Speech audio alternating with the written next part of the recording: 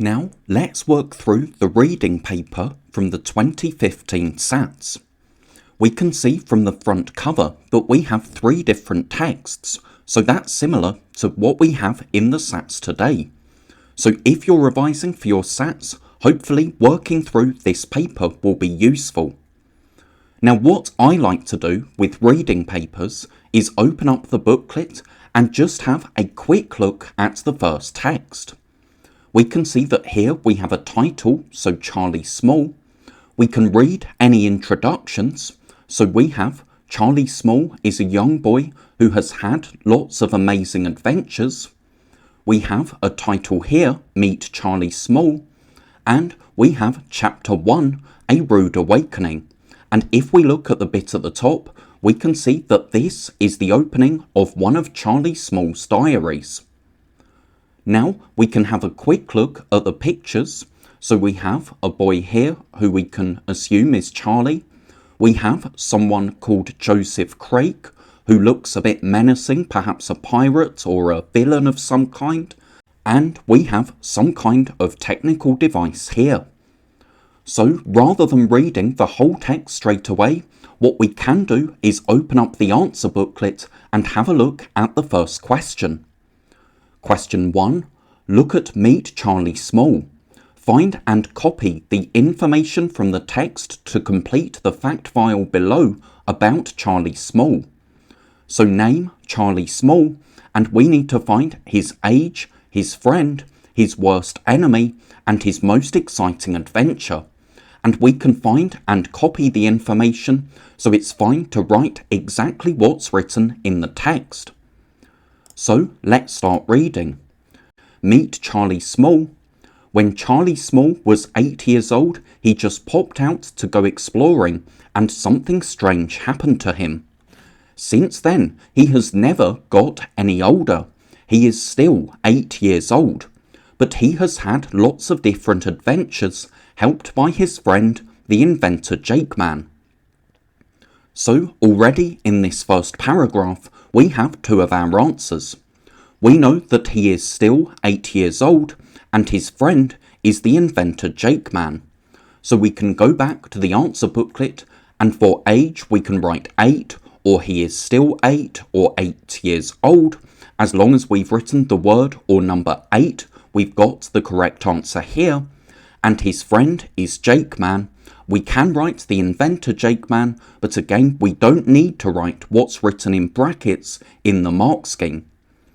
So now we need his worst enemy and his most exciting adventure. So let's continue reading the text. We recently caught up with Charlie and asked him some questions. Tell us about some of your adventures. I've travelled in space, been king of gorillas, joined a gang of cutthroat pirates, and lots more. What was your most exciting adventure? The mummy's tomb, when I got chased by a smoke demon. What are your favourite pastimes? Riding my hover scooter, swinging through the trees, and battling to defeat my arch-enemy Joseph Craig. So here we have our answers for the rest of the question. We know the most exciting adventure was the mummy's tomb, and battling to defeat my arch enemy, Joseph Craig, tells us that his worst enemy is Joseph Craig, because arch enemy and worst enemy mean the same thing. So here we could just write Joseph, or could just write Craig, or we could write Joseph Craig, my arch enemy, Joseph Craig. Again, there's lots of different ways of writing the answer. And the most exciting adventure, we need to write Mummy's Tomb, or write Chased by a Smoke Demon. Now, some children didn't know what to write for this last section, for the most exciting adventure. And I think the reason for that is that the most exciting adventure came before the description of the arch enemy. So remember, though usually you can read the text in order, sometimes the information above will actually come after the information below. So here we're told about the exciting adventure, told about the fourth thing, before we're told about the third thing. Question 2. Look at Meet Charlie Small. How are some of Charlie's words emphasised in this section? Tick 2. So we have capital letters, bold, italics, underlining and exclamation marks. Now we need to know that if you emphasise something, it means that you make it stand out. And we need to read the question carefully because we're looking for how Charlie's words are emphasised. There might be something else in the text, but we only want to know how Charlie's words are emphasised, not how anything else is emphasised. We also need to make sure that we tick 2. Lots of children lost the mark on this question because they only ticked 1. If the question says tick 2 and it's a 1 mark question, you will never get the mark if you only tick 1. So we have capital letters, which look like this. We have bold, italics, underlining and exclamation marks. So we need to find which of these help to emphasise Charlie's words. If we look in the text, Charlie does use capital letters, for example, for Mummy's Tomb, Joseph Craig, King of Gorillas, but that's because these are proper nouns. They're names of specific people, places or things. They're not capitalised to emphasise. So our answer is not capital letters. Next we have bold. We can see that we do have bold text on this page, but if we look at what's in bold, it's not Charlie's words that are in bold, it's the question. So bold is not correct either. But Charlie does use italics to emphasise when we have arch enemy Joseph Craig. So arch enemy is in italics to emphasise what Joseph Craig is. So we can tick italics. But we need to tick 2, so there's one more. Let's look for underlining. If we scan the text, we can see that the word lots is underlined. So I've travelled in space, been king of gorillas, joined a gang of cutthroat pirates, and lots more. The word lots is underlined to emphasise it. And finally, we have exclamation marks. We've already ticked 2, but just to check, let's scan the text for exclamation marks. We can see that we have one here, but that's not to emphasise Charlie's words. He is still 8 years old is part of an introduction. It's not any words that are said by Charlie. And also, the exclamation mark is highlighting a whole phrase. It's not emphasising a particular word. So we don't want to tick exclamation marks. We need italics and underlining ticked to get the mark for this question. Question 3. How does Charlie keep a record of his adventures? So if we remember, before we even opened the question booklet, we had a scan of the first text. So we read the titles and introductions. And here we have, this is the opening of one of Charlie Small's diaries. So we can guess that the answer to this question is probably he writes or he keeps a diary. But just to be sure, let's keep on reading from where we were up to, because he hasn't mentioned keeping a diary in this section here yet. What other languages can you speak apart from gorilla? I can speak a little bit of mole, I can understand the hows of Braemar, the white wolf, and I can speak chimp too. When will you return home? I am still trying to get back home, but until I do, I'm going to keep a diary for each of my adventures. Meanwhile, Mum is still expecting me back for tea. So we know that he's going to keep a diary for each of his adventures. So we can be sure that he keeps a record of his adventures in his diary. Or we could write journal to get the mark for this question as well. Notice here, for the word how, what we really need to do is write what he does. So sometimes the word how is asking us to explain something, but sometimes we can just find the answer in the text. So here we could change the question to what does Charlie do to keep a record of his adventures? Question 4. Look at the paragraph beginning I was driving across. Find and copy 2 words that show how much Charlie admires Jakeman.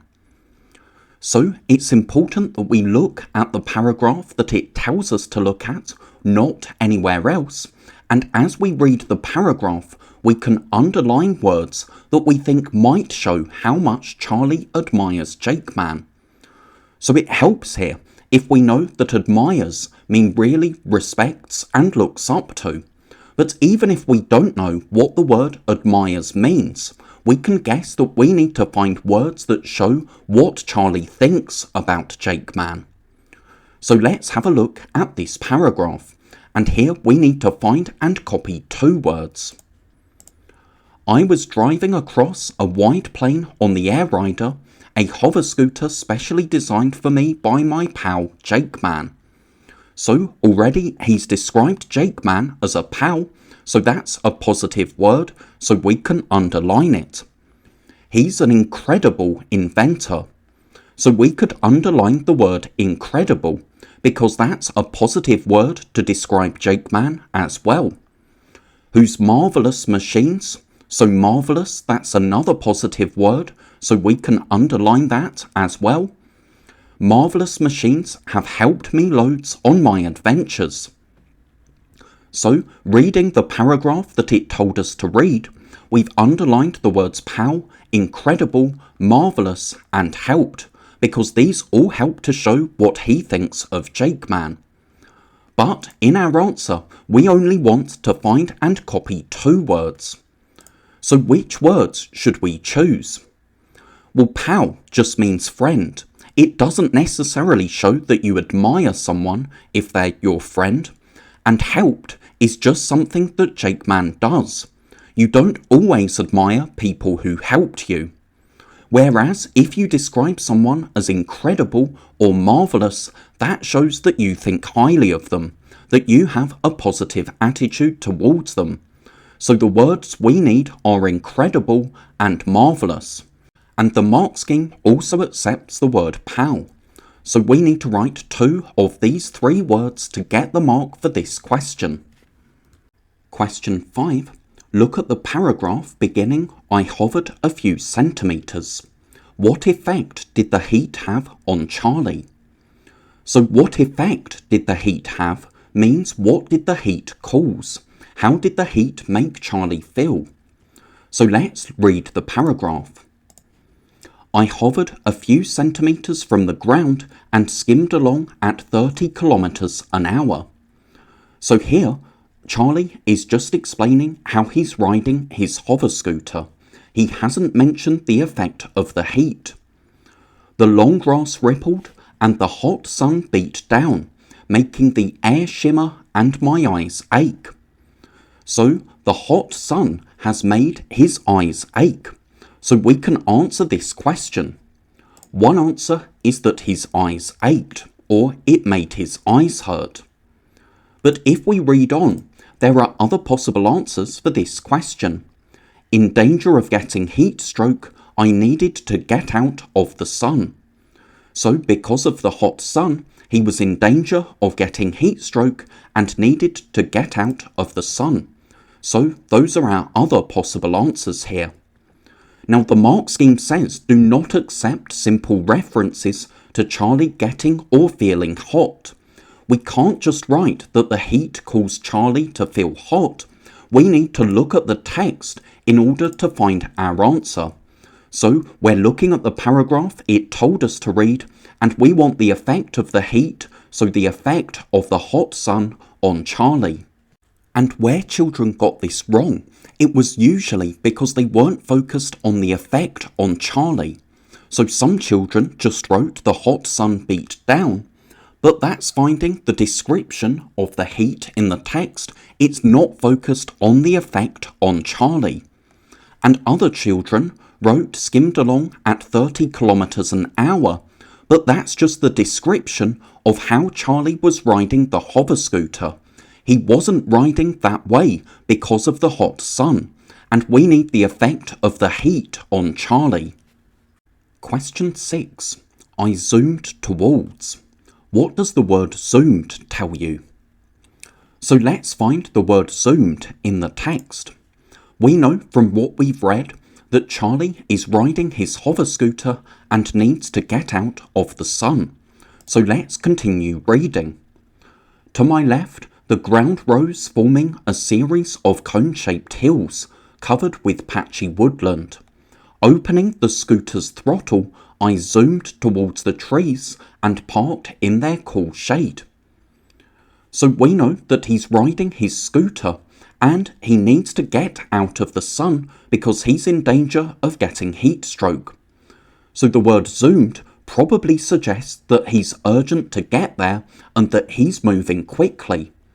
So the answer to this question, we get the mark for any reference to speed. So for example, that he was going quickly, or things that zoom go fast. The mark scheme says do not accept answers that refer to travelling directly or getting closer to the trees. So we can't write he went straight there or he was getting closer. We need to show that the word zoomed tells us that he was going quickly. Question 7. Where does Charlie leave his scooter? So the word where tells us that we need to answer with a place. And in the sentence we've just read, we have opening the scooter's throttle, I zoomed towards the trees and parked it in their cool shade. So he parks the scooter in the cool shade of the trees. So to get the mark for this question, we need reference to him parking it in the woodland or trees, or under or beside a tree, or in the cool shade. Question 8. Look at the paragraph beginning, suddenly as I stepped.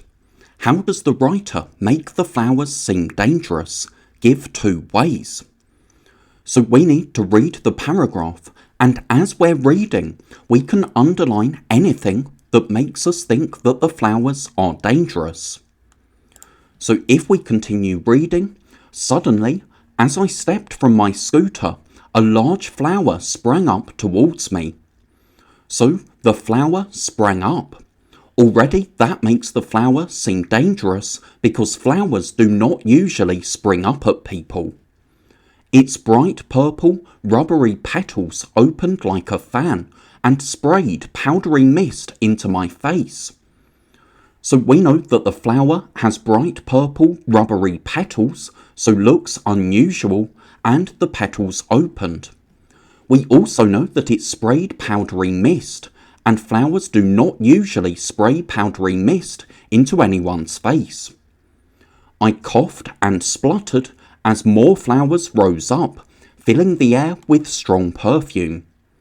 So we could describe Charlie's reaction, that the flowers made him cough and splutter. And because we're told that more flowers rose up, we know that he must be surrounded by flowers. I tried to weave my way through them, but my head began to spin. So again, we've got another description of the effect that the flowers had on Charlie. My eyes closed and I gave a jaw-shaking yawn. I felt I must lie down. I had to sleep. So we need 2 ways that make the flowers seem dangerous. We could write about the sudden appearance or opening of the flowers. So for example, the way the flowers sprang out of the ground very suddenly. We could write about the flowers spraying Charlie.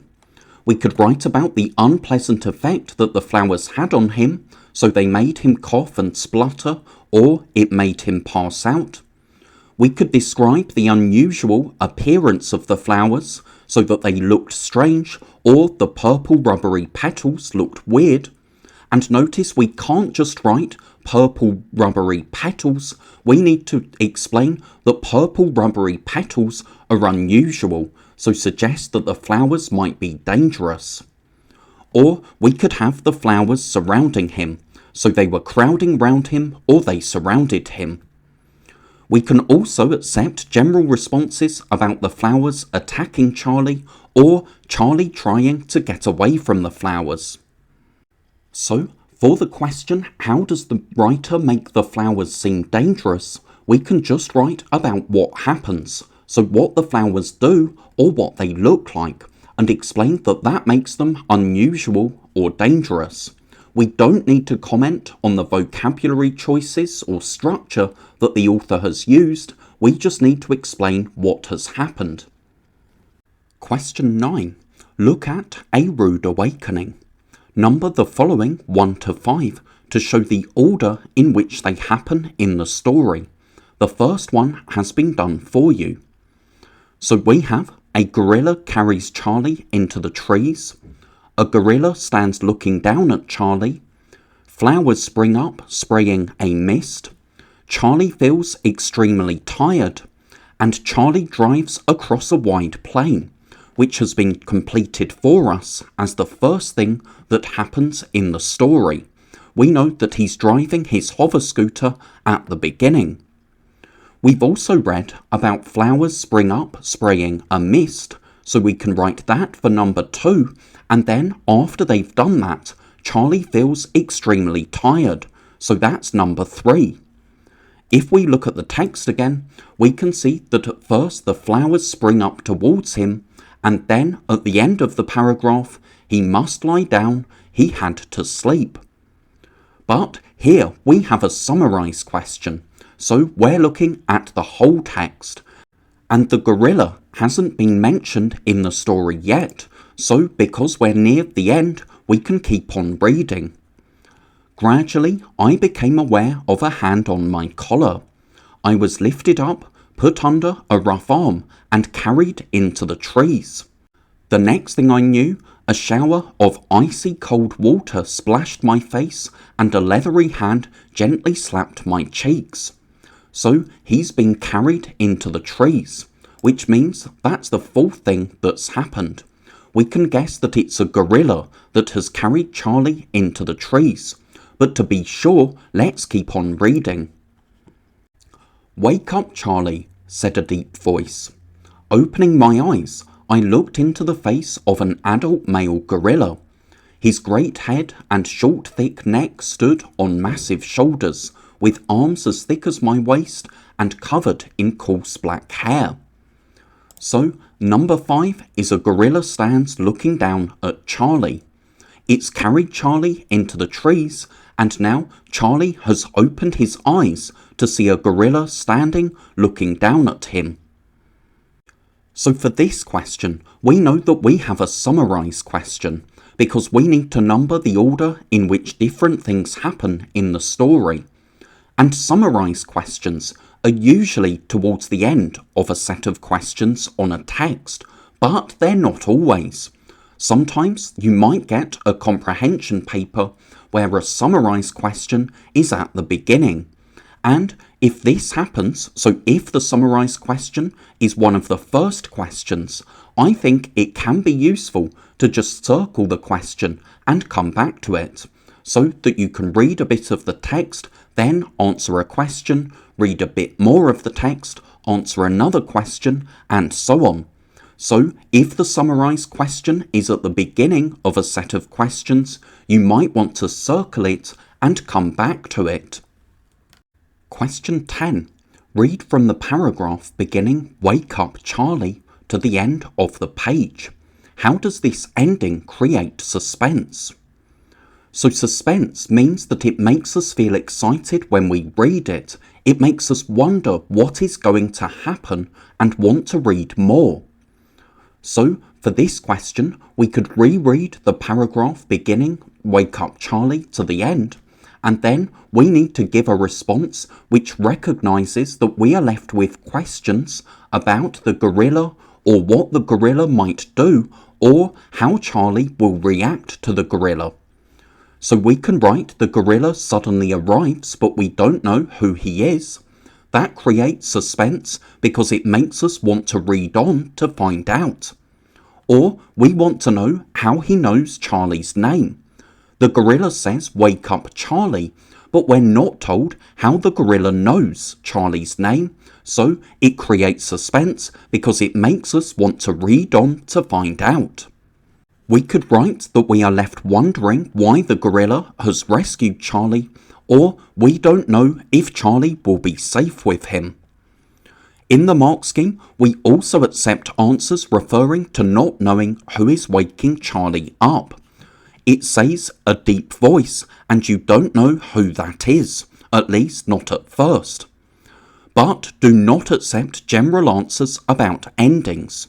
So you can't just write it's a cliffhanger or we want to know what's going to happen, because although that shows that you understand what suspense is, you haven't answered the question, because you haven't answered how does this ending create suspense. So for this question, we need to explain how. We can't just show that we understand what the word suspense means. Question 11. Look at Meet Charlie Small and A Rude Awakening. So now that we're coming to the last few questions on the first text, we need to look not at a particular section or paragraph, but at the whole text. How do the texts suggest that Charlie has met gorillas in his past adventures? Give 2 ways. So on Meet Charlie Small, we can scan the text for gorillas, and we can see that we have the word here. I've travelled in space, been king of gorillas, joined a gang of cutthroat pirates, and lots more. So if he's been king of gorillas, that suggests that he's met gorillas before. So one way is that Charlie has been king of gorillas. A second way is that Charlie speaks or understands gorilla. In Meet Charlie Small, what other languages can you speak apart from gorilla? So we know that he can speak gorilla as well as all the other languages that he mentions here. And in the second text, we have a gorilla speaking to him, and he understands what the gorilla is saying. But this also gives us a third reason as well. The gorilla says, "Wake up, Charlie." So Charlie, remember, has been asleep. So how does the gorilla know Charlie's name unless he's met Charlie before? So that's a third possible way, that the gorilla seems to know him or know his name. So we could write the gorilla knows what he is called, or the gorilla says, "Wake up, Charlie." And we can have Charlie's apparent lack of surprise or fear at being woken up by a gorilla. So at the end of the story, the way Charlie describes the gorilla is really calm, or he's not afraid of it. Question 12. Look at pages 4 and 5. So again, we need to look at both pages, so the whole text together. What makes Charlie's adventures fantasy stories? Give 2 examples from the text. So here we need to know that fantasy stories are stories about things that couldn't happen in real life.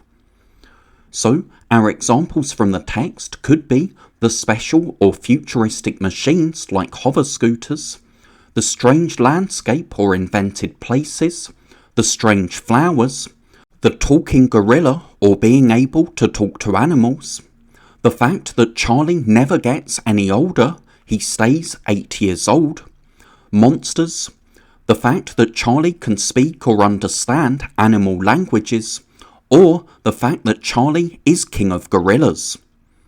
In the mark scheme, it says we can also accept references that are not strictly fantasy, so not necessarily things that couldn't possibly happen in the real world, but which apply to the text. So we can have he can't get home for tea, space travel, time travel, or joining a gang of pirates. So here, where it says give 2 examples, what we need to do is write 2 things that happen in the text, and if we can, we should make sure that those are things related to fantasy stories, so things that couldn't happen in real life. But the mark scheme says do not accept comments that relate to fantasy stories in general. So we can't write there are lots of things which aren't real, because although that shows that we understand what fantasy stories are, it doesn't answer the question, because the question says, what makes Charlie's Adventures fantasy stories? It doesn't say, what are fantasy stories? So we need to read the question carefully